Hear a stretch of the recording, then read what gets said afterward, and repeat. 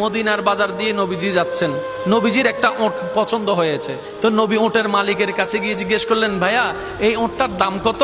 ওই দামাদামি হলো, নবী সে দামে কিনতে রাজি হলেন, কিন্তু নবীর কাছে তখন অর্থ ছিল না। তখন নবীজি ওনাকে বললেন, আপনি আমাকে ওটটা দেন, আমি এখনই গিয়ে আপনার সেই প্রাপ্যটা পাঠিয়ে দিচ্ছি। ওটের মালিক ওনাকে ওটটা দিয়ে দিলেন। আশেপাশে যারা ওটের মালিক ছিল সবাই জিজ্ঞেস করতেছে, এই পাগলা, তুমি কি যাকে ওট দিয়েছো তাকে চিনো? বলে যে না। নাম জানো? বলে যে না।